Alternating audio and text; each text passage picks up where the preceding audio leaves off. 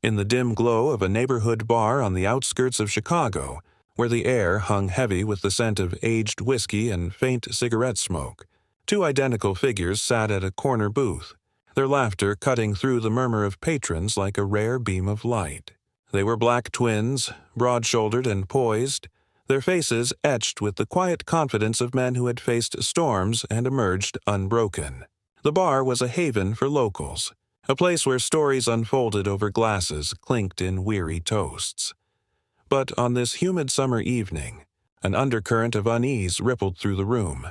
As the door swung open, two police officers strode in, their uniforms crisp under the fluorescent lights, badges gleaming like warnings. Their eyes scanned the space with practiced suspicion, lingering on the twins longer than on anyone else. One officer, burly and red-faced, muttered something under his breath, his gaze narrowing as if the mere presence of these men disrupted the order he enforced. The other, younger and more eager, adjusted his belt, fingers brushing the holster at his side. Without a word, they approached the booth, their boots thudding against the worn wooden floor, drawing stares from the scattered crowd. The twins paused mid-conversation, sensing the shift in the atmosphere. The older patrons at the bar averted their eyes, knowing all too well how such encounters could spiral.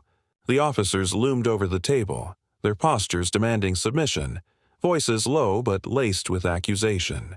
They questioned the twins' presence, probing for reasons that had nothing to do with the law and everything to do with the color of their skin.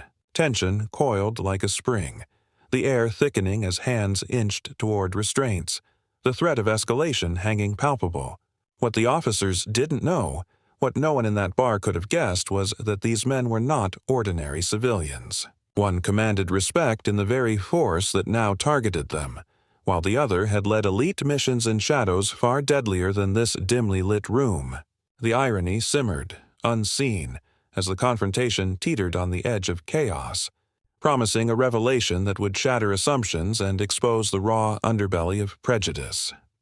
Marcus and Malik Johnson had always been inseparable, bound not just by blood, but by a shared resilience forged in the fires of a challenging upbringing. Born in the heart of Chicago's South Side, where crumbling buildings stood as testaments to neglected dreams, the twins navigated a world that often viewed them through a lens of suspicion rather than potential. Their mother, a single parent working double shifts as a nurse, instilled in them the value of perseverance, whispering tales of ancestors who had overcome chains both literal and metaphorical. From a young age, the brothers dreamed of breaking cycles, of rising above the barriers that society erected around them.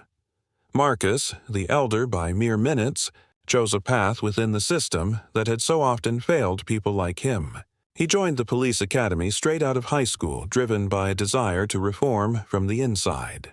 The training was grueling, not just physically but emotionally, enduring sidelong glances from peers, whispered doubts about his capabilities, and the constant need to prove himself twice over. Yet he excelled, climbing the ranks through sheer determination and unyielding integrity. By his mid-30s, Marcus had become a captain in the Chicago Police Department, overseeing precincts and mentoring young officers of color. His uniform, when he wore it, was a symbol of hard-won authority. But off-duty, he blended into the crowd, a deliberate choice to reconnect with his roots. Malik, on the other hand, sought freedom and service beyond borders. Inspired by stories of valor, he enlisted in the Navy, enduring the brutal selection process for the SEALs. The training pushed him to his limits. Endless dives into icy waters, grueling marches through unforgiving terrain, and simulations that tested the soul as much as the body. Racism shadowed him there too, in the form of overlooked promotions or extra scrutiny during evaluations, but Malik's skill was undeniable. He rose to become a commander, leading covert operations in hostile territories where split-second decisions meant life or death. His body bore scars from missions in distant lands, reminders of battles fought for a country that didn't always fight for him.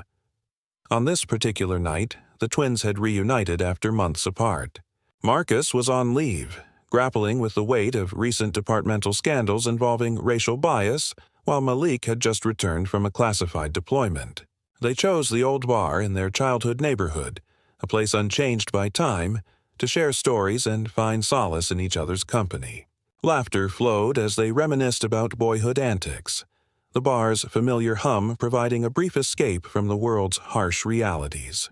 Little did they know, this ordinary evening would thrust them into a spotlight that mirrored the very injustices they had spent their lives combating, forcing a confrontation that would test not just their patience, but the fragile threads of trust in the systems they served. As the officers closed in, the bar's atmosphere grew stifling, the once casual chatter fading into a tense silence. The burly officer leaned forward, his breath reeking of coffee and authority, eyes fixed on the twins with an intensity that spoke volumes without utterance. He gestured toward their table, implying disruption where none existed, his assumptions rooted in stereotypes that painted black men in public spaces as inherent threats. The younger officer flanked him, hand resting casually yet ominously on his radio, ready to call for backup over imagined slights. The twins exchanged subtle glances, their trained instincts kicking in, Marcus assessing the legal angles, Malik calculating escape routes from habit. But they remained composed, their postures relaxed yet alert, refusing to escalate. The officers pressed on, demanding identification with a tone that bordered on aggression, their questions laced with insinuations about why people like them were in this establishment. Patrons shifted uncomfortably. An elderly black man at the bar gripped his glass tighter, memories of past encounters flashing in his eyes, while a group of white regulars whispered among themselves, some averting gazes to avoid involvement. Tension mounted as the officers grew bolder, one patting down Marcus under the guise of routine, his hands lingering longer than necessary, a subtle assertion of dominance. Malik's jaw tightened, the scars on his arms, souvenirs from firefights in arid deserts, hidden under his sleeve, a silent testament to his endurance.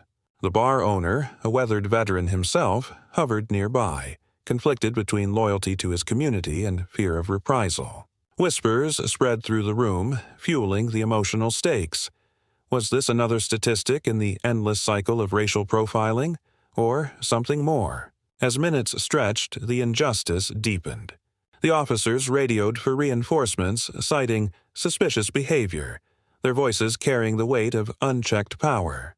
Sirens wailed in the distance, drawing closer, amplifying the sense of entrapment.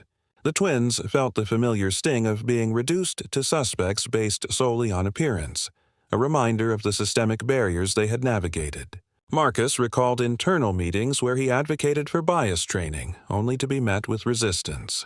Malik thought of comrades lost overseas, wondering if his sacrifices meant anything in a homeland that still viewed him as other. The emotional layers built, layer upon layer, frustration, anger, resignation, mirroring the broader struggles of countless individuals facing similar humiliations. The bar transformed into a microcosm of societal divides, the air thick with unspoken rage. As the confrontation edged toward an inevitable breaking point, the twins' hidden authority simmering just beneath the surface, ready to upend everything. The sirens crescendoed, piercing the night as additional officers burst through the door, their arrival amplifying the chaos. The bar, once a sanctuary, now felt like a pressure cooker, with patrons frozen in place, hearts pounding in collective dread.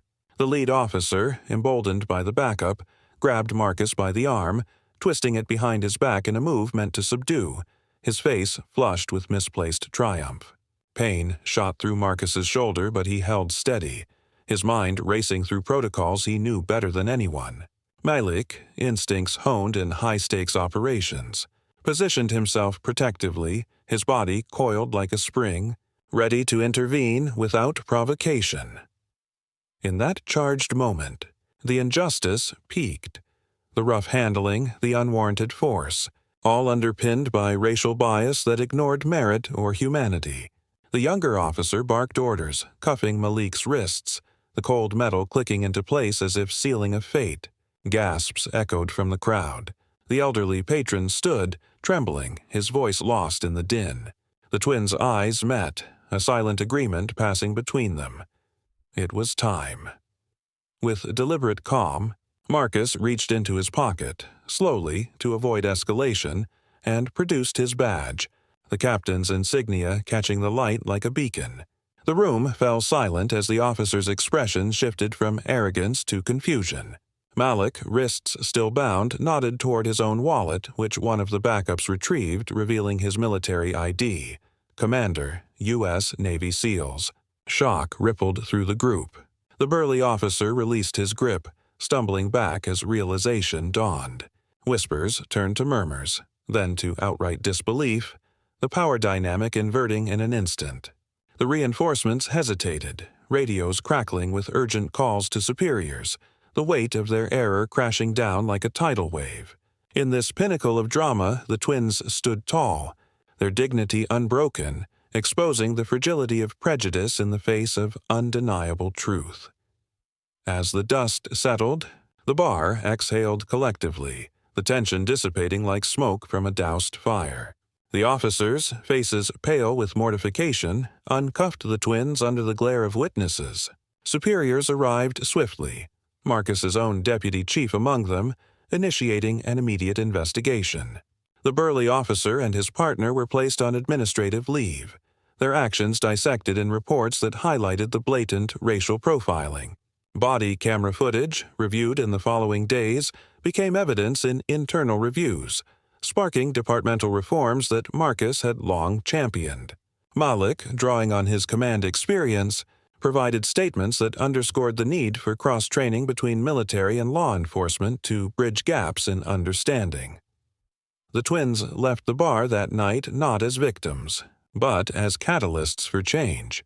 Word spread through the community, inspiring conversations in homes and online forums about the pervasive nature of bias. Marcus returned to his precinct with renewed vigor, implementing mandatory workshops on cultural sensitivity, while Malik used his platform to advocate for veterans of color, sharing how even heroes face discrimination at home.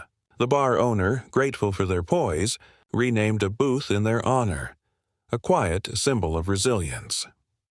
In the weeks that followed, the incident faded from headlines but lingered in hearts, a reminder that progress is fragile, won through individual acts of courage. The twins' bond strengthened, their shared experience a testament to enduring despite a system rigged against them. Yet the deeper impact rippled outward. Families discussed it over dinner, young black men found hope in their story, and officers nationwide paused to reflect on their assumptions. What if every encounter began with humanity rather than suspicion? In a world still grappling with the shadows of racism, stories like this urge us to question, to empathize, and to demand better, not just for the powerful, but for all.